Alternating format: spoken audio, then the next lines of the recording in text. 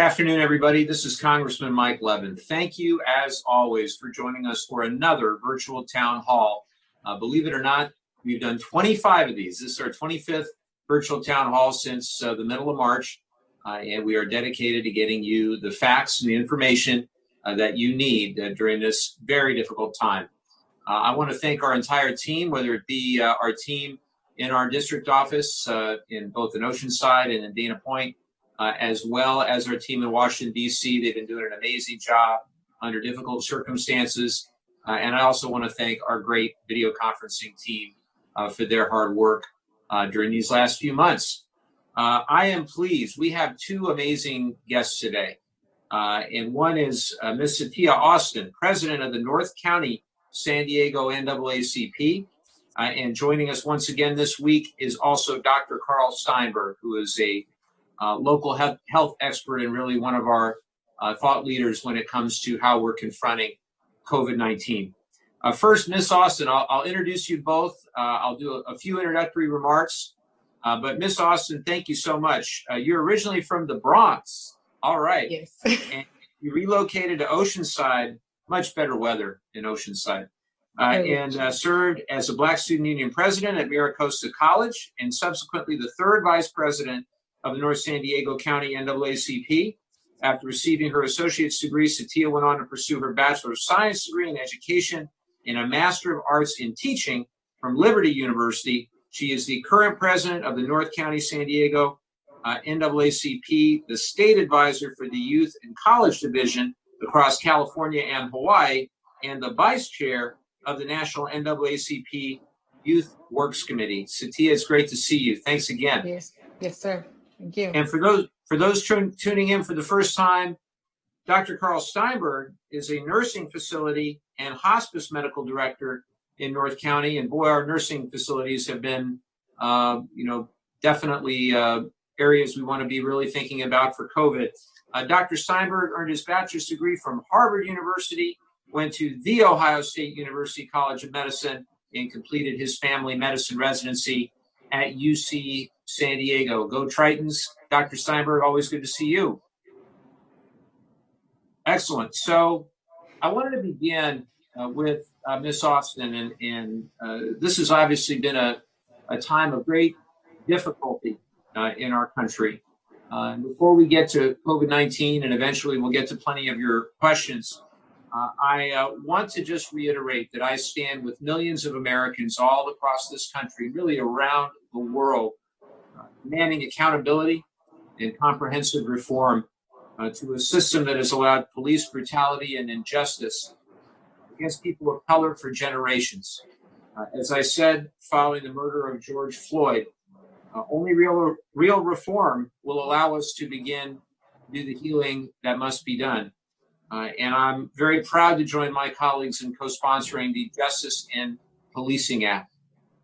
For those that have not heard about this bill, it was largely led by my friend, Congresswoman Karen Bass of Los Angeles, who's the chair of the Congressional Black Caucus, along with two great senators, Cory Booker of New Jersey and our own Kamala Harris. And I hope that the bill is just one of many steps that we're going to be able to take in the weeks, months, and years ahead as we deal with the injustice that we see. I'm also very honored by the conversations I've been able to have, whether it be with local rights leaders like Satia or some in our law enforcement community who are actually open to the changes that we seek. And just to briefly summarize what the Justice in Policing Act would do, it prohibits federal, state, and local law enforcement from racial, religious, and discriminatory profiling and mandates training on profiling for all law enforcement.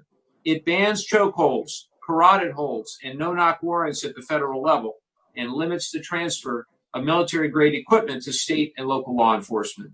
It mandates the use of dashboard cameras and body cameras. It establishes a national police misconduct registry to prevent problematic officers who are fired or who leave on agency from one agency for moving to another jurisdiction without any accountability. It amends federal criminal statute from a willfulness standard to a recklessness standard to successfully identify and prosecute police misconduct. It reforms qualified immunity so that individuals are not barred from recovering damages when police violate their constitutional rights.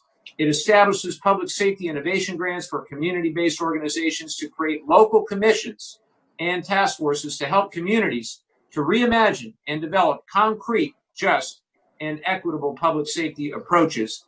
And it requires state and local law enforcement agencies to report use of force data that is disaggregated by race, sex, disability, religion, and age. And I've seen the bill that the Senate introduced. At least I've seen summaries of it. I'll be reading the actual text of the bill. I saw the president's executive order, and the bottom line is that this is not a time for half measures. This is not a time for symbolism. This is a time for substance. We have an opportunity to make substantive change. We've got an opportunity to fight for the bold reforms that we need, and that's what we're committed to doing in the House of Representatives. And my great hope is that we're able to take this awful moment in history and we're able to turn it into a time of transformational change and real progress for our society. So with that, I want to turn it over to my friend, Satya Austin, for your opening remarks. Wow, you said a lot there. The bill actually spells out a lot of the demands that we have. So definitely think that this is a wonderful momentum, and we should definitely capitalize on it. Again, my name is Satya Austin. I am the North San Diego County NAACP president.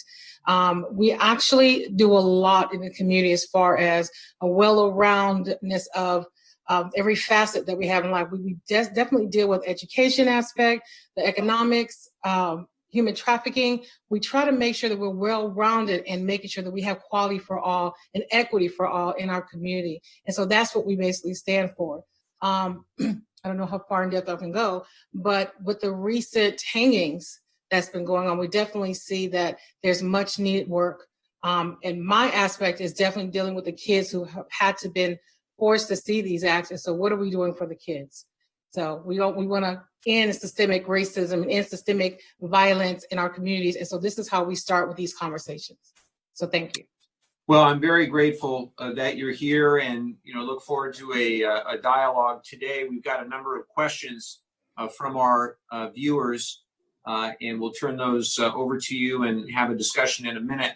But I did want to provide an update on COVID-19 as well. And we all know the numbers. We see the numbers. Very sadly, we've passed now well over 2 million cases of COVID in the United States, over 118,000 deaths and counting.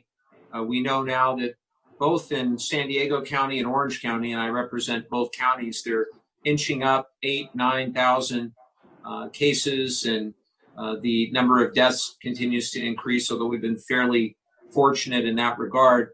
What I have been concerned about is in the last couple of weeks, really the last month or so, I've seen an uptick in Orange County, where now Orange County, which was behind San Diego County in terms of cases and deaths, is catching up. And I wish that were not the case. I'm also concerned that the testing in Orange County is not caught up to the testing in San Diego County. Part of that is the great proactive work being done by San Diego County. And it's particularly important that we test more people that are asymptomatic at higher risk in places like our nursing homes and places like hospitals, soon to be our schools, if our schools reopen, as many are planning to do, food processing facilities, and all the other areas that we know of that are higher risk environments for our frontline workers.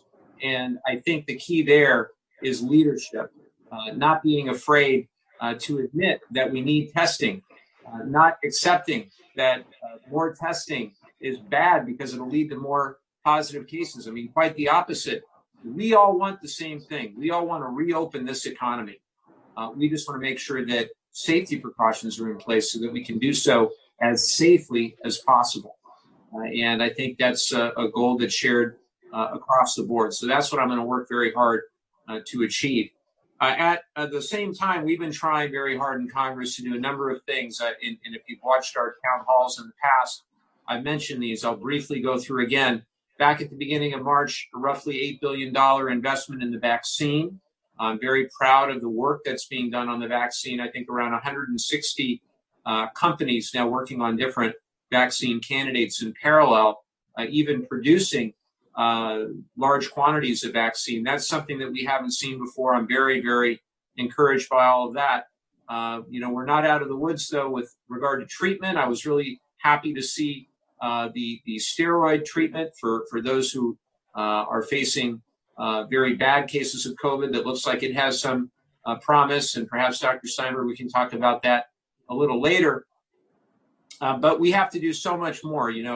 We passed back in the middle of March about a $200 billion bill called the Families First Bill, dealing with our emergency sick leave, our the Medicaid reimbursement, the nutrition assistance. It's so incredibly important. We remember that a lot of people in our community are food insecure right now.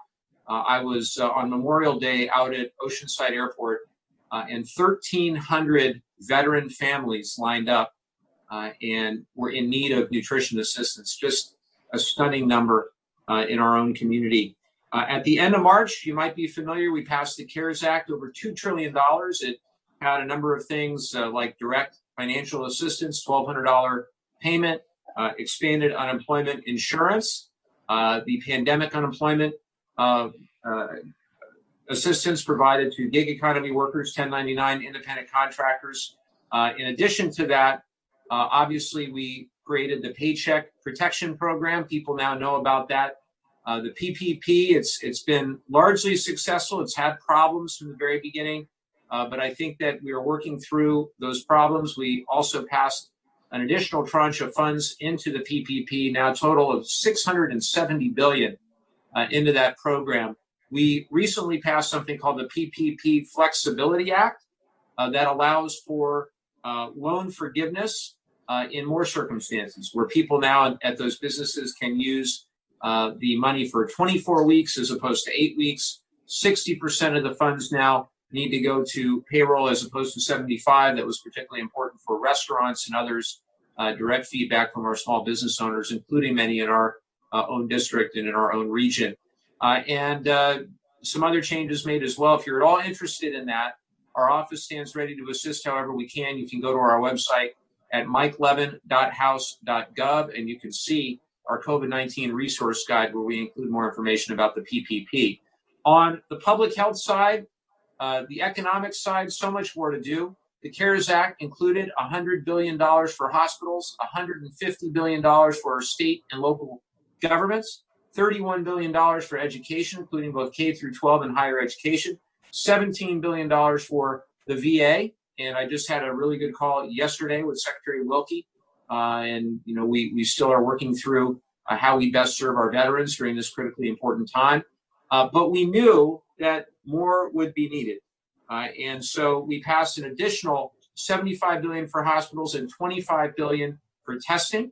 And for the first time, the requirement by the May 24th deadline that the administration would develop a national testing strategy. The May 24th deadline came. The administration provided us with an 81-page PDF highlighting a lot of accomplishments, basically punting a lot of the hard work to the states, but it stopped short of really being a comprehensive national testing strategy. It's still something that we desperately need. We need leadership during this time. We then passed the HEROES Act, and the HEROES Act, about a month ago now, passed in the House. Over $3 trillion, including $875 billion for state, county, local, and tribal government.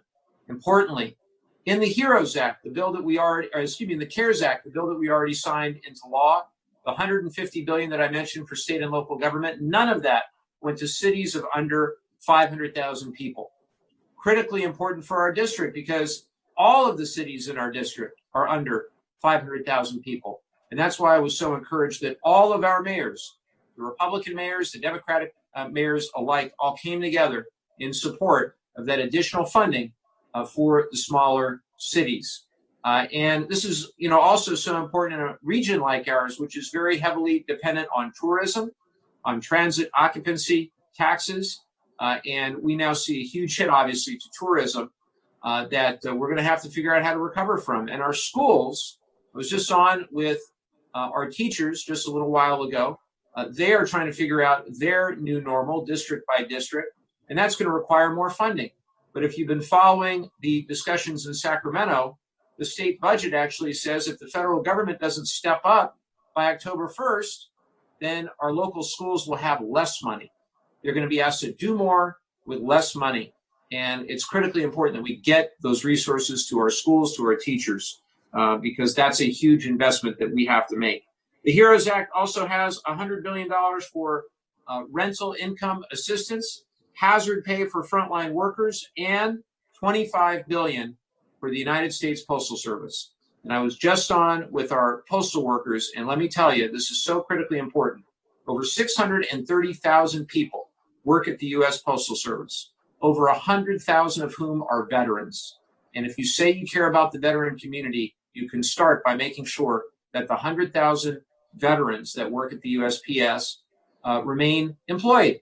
Moreover, back in 2006, Congress passed a law that did two things to the Postal Service. Number one, it capped revenues on many items. Number two, it created massive liabilities. So you increase liabilities, you cap revenues, no question that will lead to huge deficits at the U.S. Postal Service.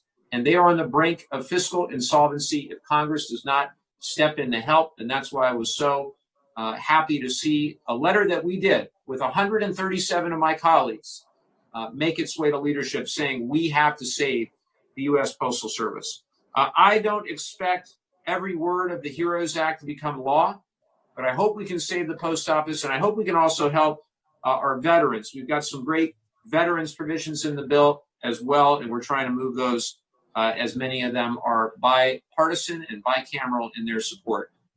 Finally, I wanted to highlight some local news, some local coastal and environmental issues. This past week, we announced an $11.5 million grant from the Department of Transportation to help shore up the bluffs in Del Mar. And that's a partnership with Sandag and the North County Transit District.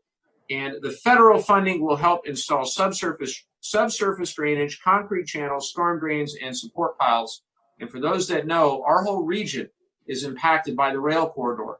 Our everything from our commerce to passenger rail, when that gets back moving again, to even the strategic importance between Camp Pendleton and Miramar. So I'm very happy to see we got that money for the Del Mar Bluffs. I also was able to inform North County Transit District that we got them $94 million in support under the CARES Act, just to keep things moving along in a positive direction, in a solvent direction throughout the pandemic.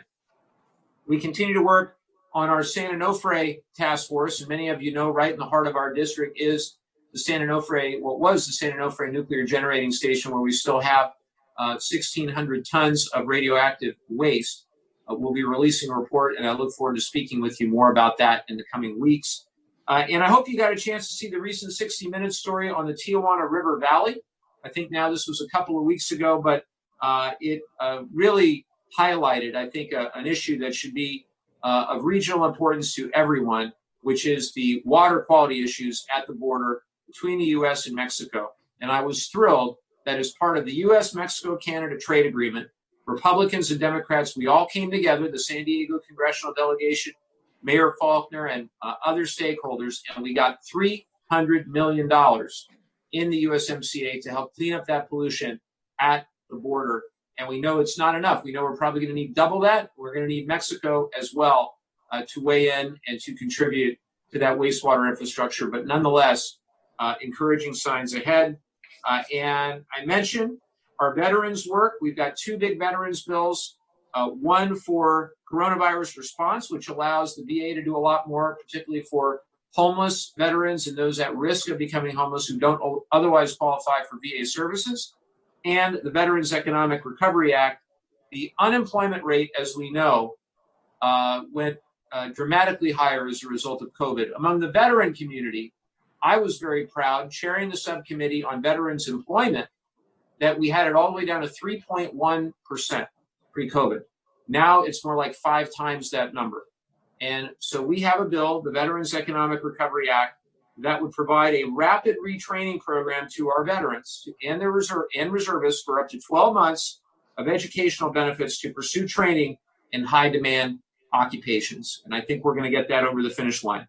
One thing that I try to do during all my town halls is share the number for the National Domestic Violence Hotline, because we've seen increased incidents of domestic violence during the pandemic. Anyone in need of help, call or text the National Domestic Violence Hotline at 1-800-799-SAFE. Again, that number, 1-800-799-SAFE. And there's so much going on in the world of COVID-19. And we are honored, as always, to have Dr. Carl Steinberg. It is great to see you, sir. And I'd love if you could provide a few opening words about what's the latest with regard to COVID. Yeah, thank you. And thanks for having me again. And welcome to Satya. I taught high school in the Bronx for 3 years. So wow. It was in the early 80s. You probably weren't born yet at that time. So, but anyway, I have fond memories of that time in my life. As far as COVID-19, well, the congressman kind of stole my thunder a little bit. The big news this week is that the Decadron or dexamethasone, which is a high-potency corticosteroid, it's a glucocorticoid. It's kind of like prednisone, if you've heard of that. These are wonder drugs, right? They're drugs that are extremely potent anti-inflammatories, and in the ICU, they use these kind of drugs all the time when people have adult respiratory distress syndrome and these other types of conditions with respiratory failure to try to reduce inflammation. So now, and I haven't seen the actual data, but it's been sort of advanced. So I'd like to wait and see till I actually get to read the data. But it looks promising. It looks like it does improve survival. And not that surprising. With these steroids, sometimes one study shows one thing, another study shows that they might do more harm than good, because in addition to being super potent anti-inflammatories, they also depress the immune system somewhat. So, it can be a double-edged sword. But that's a little piece of promising news. Remdesivir is still being used in many of our hospitals, although there's a limit in the supply of it. And I think the other thing I just saw that came out was this study of public toilets. So I don't know if anyone else saw that, but at least theoretically, there's a risk when you flush a toilet, especially if it's a high flow toilet, that it could aerosolize particles. It could be liberated from fecal matter. I'm not sure that the science behind it is that great, but at least it's a theoretical risk. So if you're using public toilets, certainly be extra careful, and I'd like to just encourage people to continue wearing masks. Last week we talked about the Orange County public health physician who stepped down because of death threats because of a mask order. And that's happened in other parts of the country. And I just think it's so unfortunate that politics sort of get into this. And it's not fun wearing a mask, but it's a lot better than infecting somebody, somebody's grandmother and essentially killing her. So just encourage you to try to ride that out and just do the kind thing to other people. And I do want to mention a little something about nursing homes. Nursing home deaths are somewhere around 40% of all the deaths in the country. It's been a hugely disproportionate hit that this vulnerable population has taken. And I share the congressman's concern and that of many others that the administration has not really taken a good lead on this. And in the last week, they're talking about, we're going to slam the nursing homes harder with bigger penalties, and we're going to kind of publicly shame them based on the number of cases they have. The CMS literally came out and said there's a correlation between how many COVID outbreaks there are and the star quality. There's a 5-star rating system for nursing homes, when in fact the data are completely, that's not what they show at all. But what they do show, perhaps not surprisingly, is that the outbreaks have more to do with where you are, and people of color and disadvantaged communities are being disproportionately hit with COVID. So I think that bears mentioning, since we are going to be talking about racial inequities. And I think there are some parts of the country where the protocols they're using for triage actually take that into account, in an effort to make it more fair. So I think that's about it. Still a lot going on. I'm a little disappointed that we still have, especially in Orange County, the rise in cases. I personally went and got tested yesterday because I work in a nursing home. It still takes a week to get the results back through the county, but I think they're doing a nice job, at least in San Diego County, of making testing widely available to anyone who wants it. It was a drive-through, and it was a piece of cake. And they don't do the deep brain biopsy anymore. They're just sticking it halfway up your nose, and you do it yourself, so you don't have to do it that hard. But in any event, I think we are still seeing a lot of cases come up from the border in San Diego County, and that may be artificially making our numbers a little higher than they would be otherwise. Unfortunately, hospitals in other counties have not really stepped up to try to help with what's coming up from Mexicali, El Centro, and I hope that they will. But in the meantime, we're nowhere near capacity. We're not running out of ventilators, so that's a good thing. It seems to be stable and manageable for now. So thank you. Thank you very much, Dr. Steinberg. Appreciate it. As always, we've got a bunch of questions, and I will just jump right in. Our first is from Dana in Encinitas, who writes, "There is no official recognition to the end of slavery by the 13th Amendment. No official Emancipation Day has ever been declared by the United States of America. Now would seem to be the perfect time to introduce legislation to officially recognize the end of slavery by the 13th Amendment. Well, it would be symbolic. Symbols are important. Symbols are powerful expressions of what the country feels is important. Would you be willing to introduce or co-sponsor that kind of a bill?" Well, Dana, I completely agree with you. I think we've got to do much more here. And I know that this week, June 19th, we will commemorate Juneteenth, the day in 1865 that General Gordon Granger read General Order Number 3 in Galveston, Texas, which announced the freedom of the last American slaves. Remarkably, it was, I believe, more than 2 years after the Emancipation Proclamation itself. But by the reading of that order, 250,000 slaves were made free. And today, Juneteenth is recognized as a state holiday in almost every state. And for 155 years, Juneteenth Independence Day celebrations have been held to honor Black freedom. This week, my colleague from Texas, Sheila Jackson Lee, introduced a House resolution commemorating the 155th anniversary of the ending of slavery in the United States. I'm proud to be an original co-sponsor of my friend Sheila's resolution.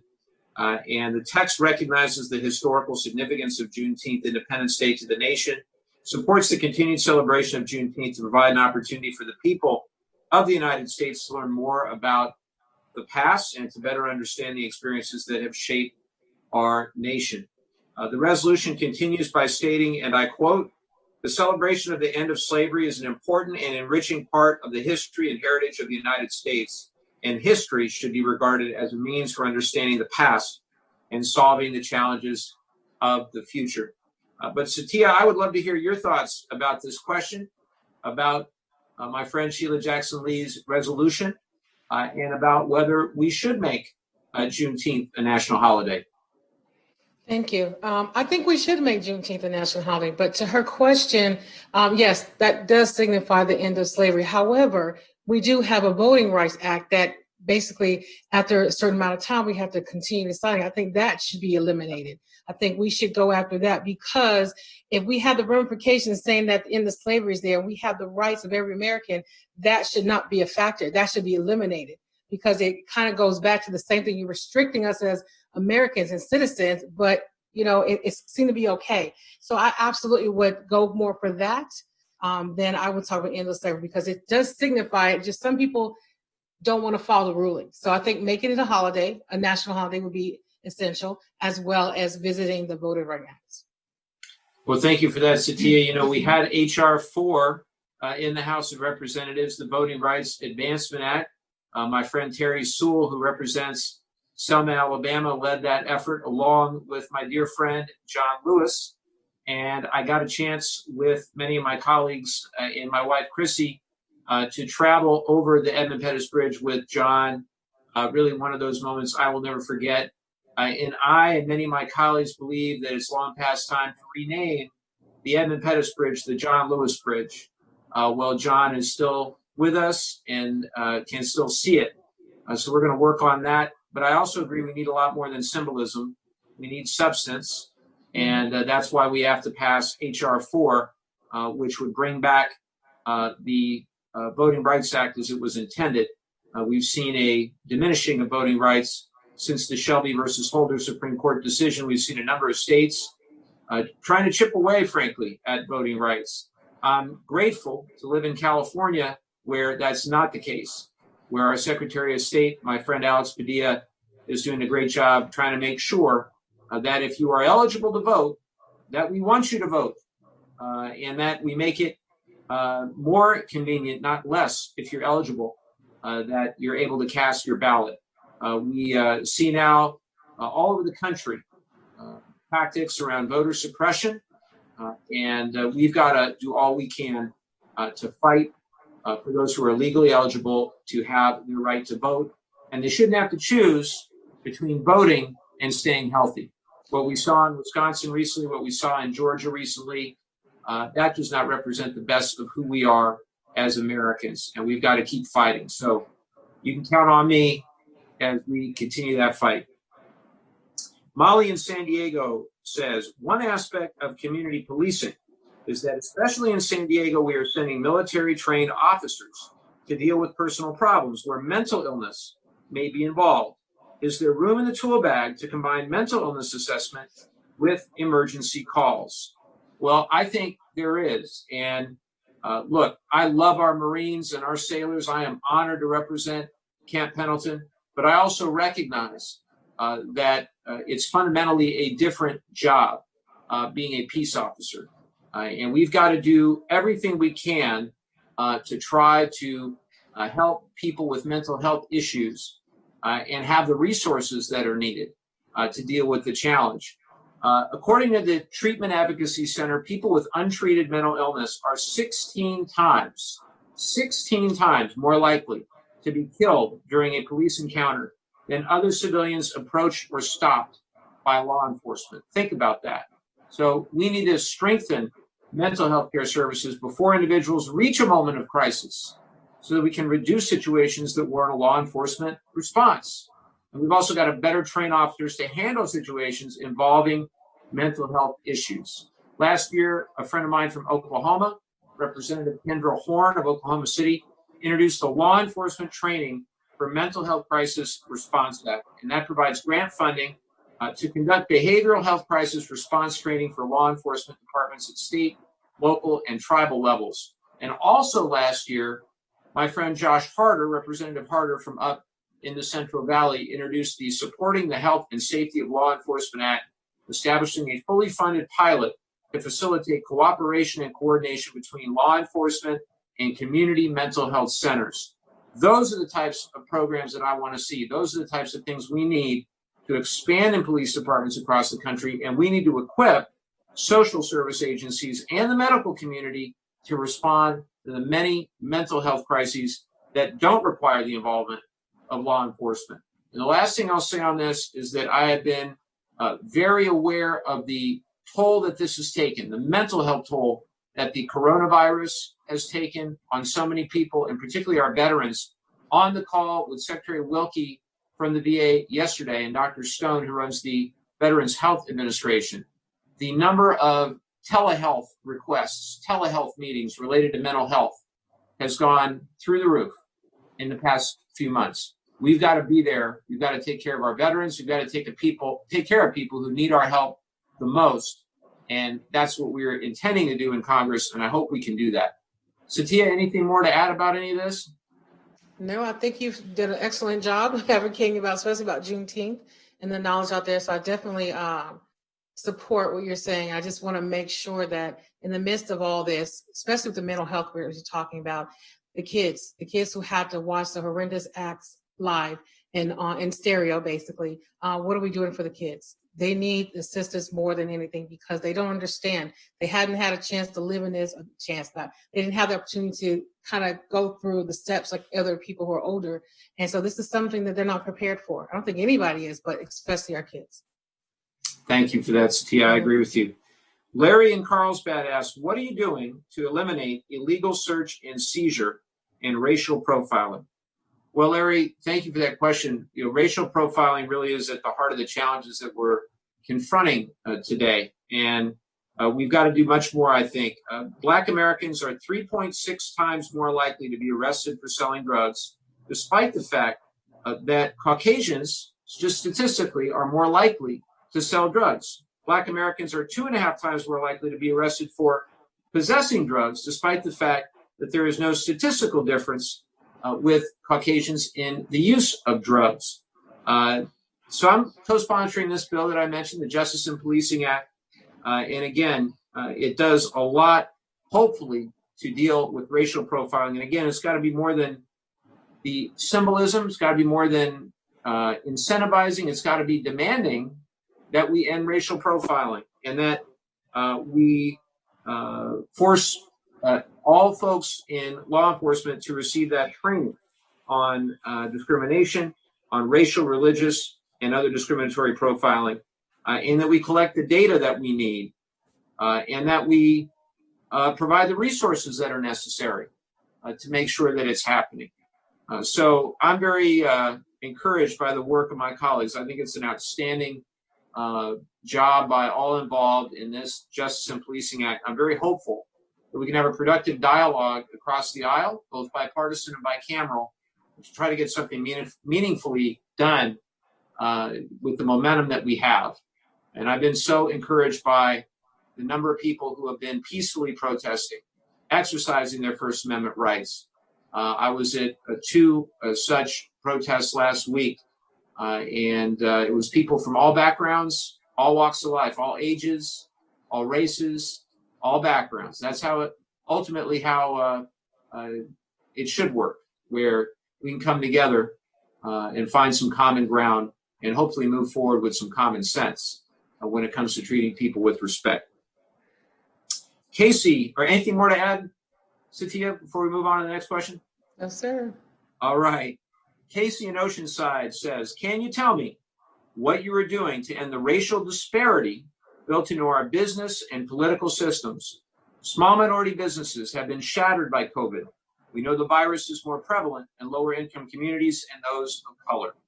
Well, Casey, thank you very much for that question.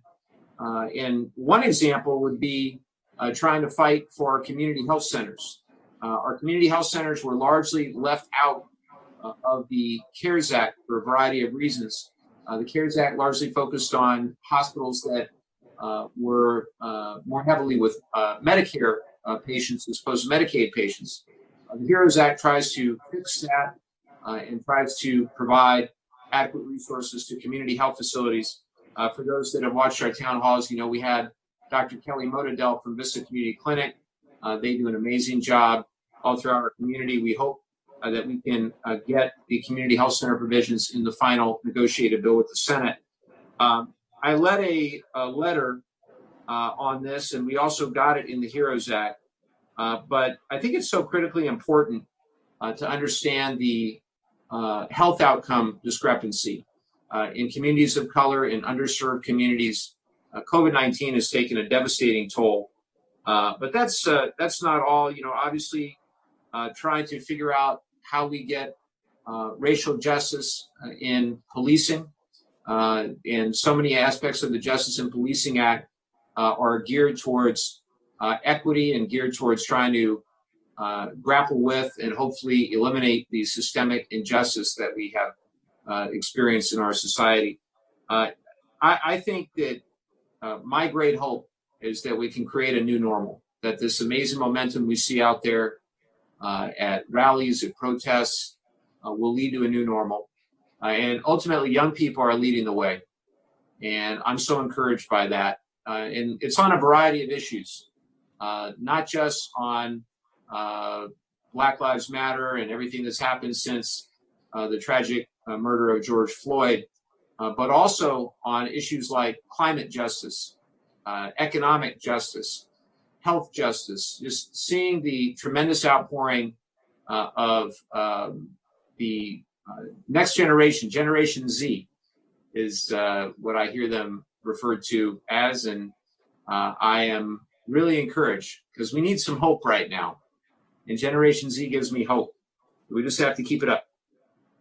Jean in Dana Point asks, why is testing for COVID-19 so low in Orange County? Oh, here we go, doctor.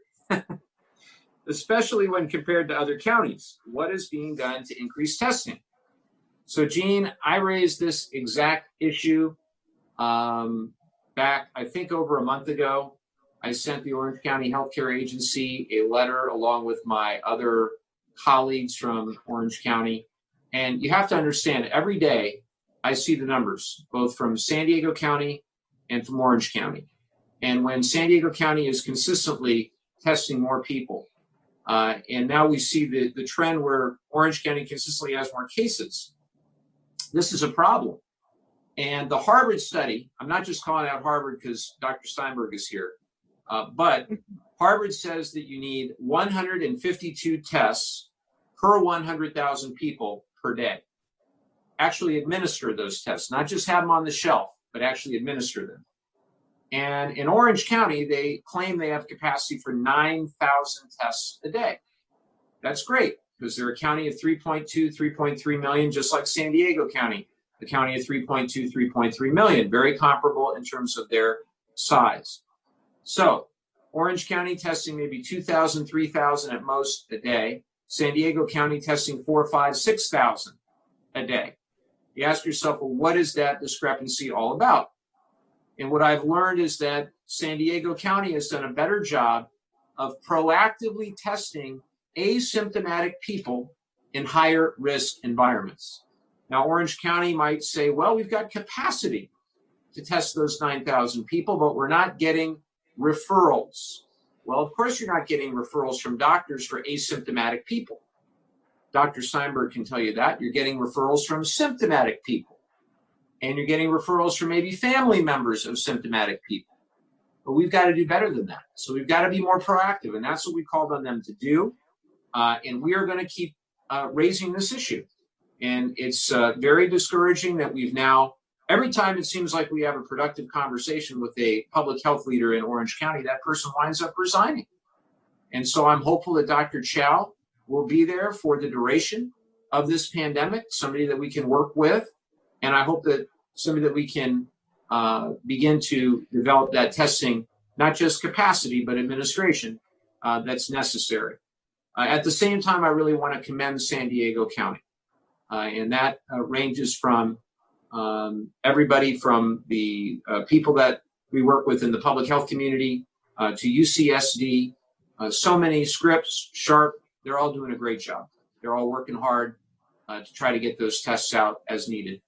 Dr. Steinberg, anything you'd like to add about testing and capacity and testing asymptomatic people at higher risk? I really don't have much to add. I think you pretty much put your finger on it. I think in San Diego County, and especially up here in North County, we've been very fortunate in our nursing facilities and our assisted living facilities to have had very few cases. I'm going to knock on wood. Hopefully the dogs don't bark. And then also that we there's a lot of testing being done in those places through the county, and they've provided testing. They've provided some manpower. They've got the epidemiologists, and it's very much appreciated. And that's going to have to go on once they start allowing visitors back into nursing homes. It's not clear how that's all going to work. And it's nerve-wracking because you don't want it to get into the facility, because once it does, we've seen what happens. So, but I think there is the capacity for a lot more testing. It'd be nice if they had a quick test, if they had more of the quick tests that you can get the results back in a few minutes. And I suspect in a few months we will have access to that. But for now, I would encourage people who are interested, just go and get tested. You're going to help sort of statistics. You're going to help point prevalence data gathering, and that's helpful to our epidemiologists, and it'll be helpful in trying to figure out our course that lies ahead. And all you need to do to get tested is just go to the County of San Diego website. They also actively post that link all the time on social media. I think they have around a dozen free testing facilities all around the county, including in North County. So we highly encourage you to do that, and it is free. And, it's really important that we do that. And if you're in Orange County, they're offering free testing as well. So I encourage you all to take advantage of those free tests to the extent that you can. Monica in Carlsbad has a question. She asks, please, can you investigate the use of funds intended to feed and house immigrants in detention? Is the Border Patrol subverting funding? Monica, I've been incredibly disturbed by a recent account that was brought to my attention that the money that we had allocated for consumables, meaning for the actual, things like toothpaste and blankets and other absolutely essential things to help our migrant children and to help families being held. We now know that it had been used in part for things like ATVs, dirt bikes, and a canine program. Now, nothing wrong with ATVs, dirt bikes, and a canine program, but it's absolutely unacceptable to have misused funds, particularly after the debate that we had around those funds. For those funds to be misused that were intended for consumables, again, blankets, soap, toothpaste for children, give me a break. So we're going to be fighting very hard to understand exactly what happened. We're going to be holding them to account, and we're going to make sure this doesn't happen again. And I can tell you that my colleagues in the Congressional Hispanic Caucus, we've been talking about what we are going to do next. And I know under the leadership of our chair of the CHC, Joaquin Castro, that we're going to be doing quite a bit more to understand exactly what happened. But the report was incredibly disturbing. Justin asks, how is Congress working to compromise on how to revamp and stimulate the economy with so much divide among parties? Well, Justin, that's an excellent question, and I wish I knew the exact way we're going to do that. Everything was bipartisan. Doesn't mean it was all easy to negotiate, but everything was bipartisan in those first four bills that I mentioned. The $8 billion for the vaccine back at the beginning of March, the $200 billion in the Families First Act, the $2 trillion in the CARES Act, the nearly $500 billion in the supplemental bill. All that was bipartisan. We then in the House decided that the economic crisis, the public health crisis, required additional action. Chairman of the Federal Reserve, Jerome Powell, Secretary of the Treasury, Steven Mnuchin, agree that the crisis needs further action. We now know that the unemployment rate went down a little bit this past month, but it's still 13.3%. We know that tens of millions of people are still collecting unemployment. And we know that the pandemic, if you listen to Dr. Fauci, which I do, we are still in the first wave of the pandemic. Vice President Pence wrote an op-ed in the Wall Street Journal saying we're not in the second wave, or there is no second wave. My comment was he's right, because we're still in the first wave. And so we have a lot more work to do. Now is not the time for the President of the United States or anyone else to be declaring mission accomplished. Now is not the time to spike the football on this and say that, that the transformation is here. We still have a lot of work that we have to do. Mitch McConnell decided at first, well, maybe we should just let the states go bankrupt. Then he said, let's just take a pause. But the pandemic is not taking a pause. The economic crisis is not taking a pause. The health crisis is not taking a pause. People's rents are not taking a pause. We can't take a pause either. So we've got to keep negotiating. And we're going back to Washington, House and Senate, in the coming weeks, both before and after the 4th of July holiday. And I am very hopeful that we're going to be able to do something, again, in a bipartisan way for the American people, because The people's lives and livelihoods are at stake. 118,000 people have died. I saw this morning, more people have now died from COVID than died in World War I. And for them not to take any action at this time and take their foot off the gas when we know people are hurting, for me is unconscionable. And so I'm not going to tell you that I personally can convince Mitch McConnell to do much of anything, but collectively, we need to keep pushing on Mitch McConnell. And by the way, I don't expect them, and I've said this many times, I don't expect them to agree with all 1,815 pages and every word in the HEROES Act, but I do expect them to take action, and I expect them to pass their version of a bill, and then we'll come together, Democrats and Republicans alike in the House and Senate, as we always have, and we'll come up with something on a bipartisan basis for the American people. The people deserve no less. So that's what I'll be fighting to do. A couple more questions. Here is one. What steps are you taking to combat systemic, racial, and socioeconomic inequalities in our democracy? My goodness. So as we've talked about, I pretty much can go back with all the things that we've discussed. I think the Justice and Policing Act is a huge step forward when it comes to police reform.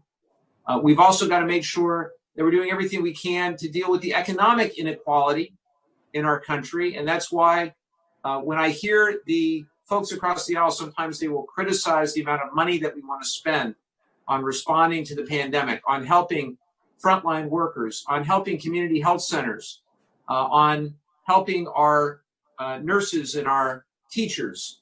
I always remember the amount of money that they spent before I got to Congress on the 2017 tax bill, where we know that 83% of the benefit of that bill went to the top 1% of taxpayers. Mitch McConnell didn't want to take a pause then when we blew a $2 trillion hole in our nation's debt and our deficits in order to pay for that tax bill. But now, when it's working people whose lives are on the line, now he wants to take a pause. I also think it's really important that we do address the debt, by the way. We do address the fact we're going to be running a nearly $4 trillion, in fact, some estimates have it higher than that, $4 trillion deficit this year.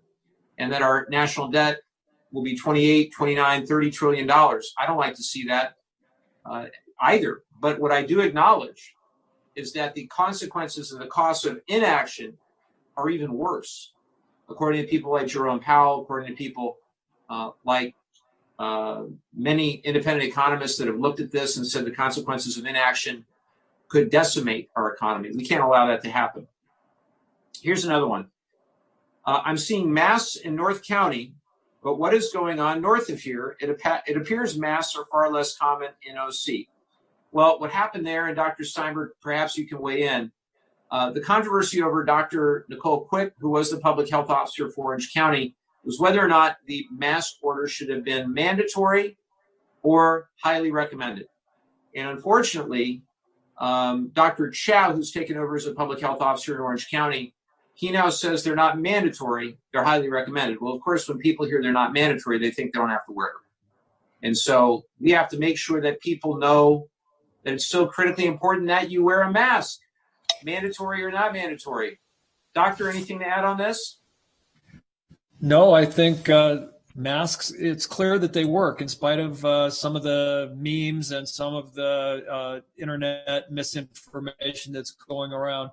There's no question that masks help reduce the trend and reduce it in a significant way. I noticed that you just posted something for, I think, Washington Post piece that said the same thing. So again, even if people don't like the notion of wearing a mask, if it's not comfortable, there's nothing unhealthy about it. It's common courtesy.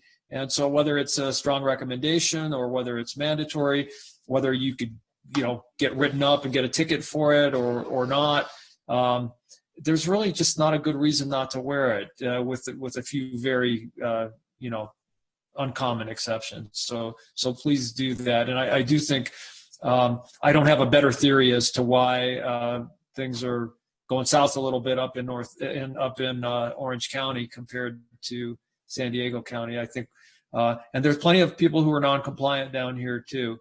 But that is true. Yeah. Yeah, they're everywhere. They walk among us. But obviously, if you're near somebody who's not wearing a mask, try to not be near that person, and just do all the regular things that are recommended right now. And let's hope that more people don't get sick. Well, and in my family, we've got Republicans, we've got Democrats. My extended family, my household is all Democrats, of course, but my extended family, and I was speaking with one of them on the other side of the aisle the other day, and I said, look, the virus doesn't care if you're a Republican. The virus doesn't care if you're a Democrat. The virus doesn't care if you think masks should be mandatory or masks should be recommended. The virus is going to do what the virus is going to do. We all have to be smart about this. We have to exercise some common sense about this. And it's unbelievable to me that wearing a mask during a highly infectious pandemic has become a political statement. It's just about basic respect for other people and about basic common sense. And we know, based on the overwhelming evidence, that wearing a mask is an effective way to keep yourself safe, but more importantly, to keep others safe. Because, again, the most recent guidance on this is that a great percentage of people who transmit this virus are asymptomatic when they do it. This is about our parents, it's about our grandparents, it's about those who are more vulnerable to the worst impacts of all of this. And we just need to keep people in mind, and I hope we do. I think we're a kind and compassionate people, and we have to just act that way day in and day out and get through the worst of this. We can do it. Another question, and I love this question: what can we do to support passage of the Justice in Policing Act? Well, what I recommend that you do, there's a lot of things you can do. If you know anybody in Kentucky, you could try to get them to call Mitch McConnell. Of course, that's on a number of things. But I would just continue to contact your local representatives. If you are listening or watching this and you're not in my district, your local representative, if you're in my district, is already on board. But if you're in a district where they're not on board, now would be a good time. And we just have to keep up the momentum out there. I think nothing is more important than the momentum that we've seen out there in communities all across this country and really across this world. And it's unprecedented certainly in my lifetime, I think in yours too, Satya, and yours, Doctor, to see this many people willing to go and protest and exercise their First Amendment right and talk about the need for substantive reform. People from all backgrounds, again, all ages, all races, we're in this together, trying to improve society here for the better. And I hope that that's what happens. But I am truly grateful for both of you being with us. And what I thought I would do is give each of you an opportunity to give some closing remarks. And Dr. Steinberg, I'm going to have you go first, and then we'll close out with Satya. Dr. Steinberg, any final thoughts on COVID this week? Uh-oh. Dr. Steinberg, can you hear us? I think Dr. Steinberg's frozen. All good. Well, we'll come back to Dr. Steinberg if he catches back up with us, unless he's being very, very still. You never know, Satya. What can I say? But I want to turn it over to you for a closing statement. Obviously, this has been a very difficult time for our country, but I'm very grateful for your leadership, particularly in North County. And I'd love to hear from you. Any final remarks that you might have this week? Yeah, a lot of people have asked me, what can they do to help? And it's not so much about, it is the marches, it is being there and the support, but it's more about what do we do from there? It's about being an advocate for change, making sure that you show up when it comes time for going the extra mile. Anything outside of that is gravy, but we have to start with the policies, as you talked about, what's in the bills and initiatives now, educating what our voice is like and making sure that we have that presence in there. I think anything short of that is a miss. So then what was the marches for? What was the protest for? We don't continue on the process because it's not just going to go away. It's going to continue on. So we have to be steadfast and make sure we're doing this work. Well, Satya, thank you so much for your Mhm. leadership in North County. I look forward to seeing you. I wish that we were doing the events that we would normally do this time of year. Gentleman's Gourmet comes to mind. Mhm. One of Oh, the yeah. truly great meals of the year. A few too many calories, but that's okay. But we'll do that soon enough, and I look forward to seeing you and seeing everybody at our North County NAACP soon. Yes. I thank you again for being with us. Dr. Steinberg, and you got the dog now. Look at this. So you froze up on us for a second, and we were worried that, rigor mortis had set in or something. But it is great to see. Now, what is the dog's name here? Because we love dogs. This is Charlotte, and she was barking a lot. I think it's just a little bad mountain internet up here. I apologize for the. There's no need to apologize, and we love Charlotte. And you should know that one of our staffers in our DC office, Faith Williams, was at the Humane Society of the United States before joining our office. So we're very interested in animal welfare issues as well. So Charlotte is always welcome on our town halls, Doctor. But if you had some closing thoughts, absolutely. Yeah, I do. Yes. Yeah, and I love Faith, so I didn't realize that she was worked at the Humane Society. So we'll have to have some animal talk one of these days. Yeah, one of the things I really lament about this pandemic, and maybe it seems small, but part of my claim to fame is I take my dogs to work with me every day to go see nursing home residents and assisted living, and of course I can't do that right now, and it makes a difference. See, she's upset. She doesn't get to go with me anymore. Hey, knock it off. Anyway, I just thank you for having me, and thanks for all the great work you're doing, Congressman. It's been such a treat, such a breath of fresh air, and hope it'll be a continuing breath of fresh air for a long time. But as far as the pandemic, I think we've just got to stay the course, right? We've heard right from the start it was going to be a marathon, not a sprint. It's still a while before we have a vaccine. There's no guarantees about that. So we just need to continue to stay safe. And I too am heartened by what I've seen in our country and worldwide as far as people speaking out against injustice and racial inequality, bigotry, and those things. And I'm just really hoping that we keep up the momentum, as Satya said. And I'm really sorry about the dog barking. Don't be sorry, Charlotte. You're welcome anytime on our town halls, and you bring Charlotte to my office as soon as things calm down, Doctor. I promise. And we love dogs and cats. You got to be equal opportunity. But very grateful to you both, Satya Austin, Dr. Carl Steinberg. Thank you for all that you do, and thank you for tuning in. I hope this has been informative. We do them frequently. I can't wait to get back out there and actually do in-person town halls. It's one of the great privileges of this job, is getting to go out into the community and to do house parties and community coffees and town halls. So we'll be looking forward to do those as soon as it is safe to do so. And I'll be following the advice of our public health community to determine when and how and where we all do that. But in the meantime, I'm very grateful that this technology exists. I'm grateful again to Jeremy and our whole video conferencing team and our great staff in both the district office in DC, our terrific chief of staff, Kara Van Stralen, our district director, Francine Busby, and everyone who has worked super hard. Eric Mee, our communications director, who now has helped me prepare for 25 of these. He's ready for another 25. If Eric is listening, sorry, Eric, but maybe we'll get another 25 in before this thing is over.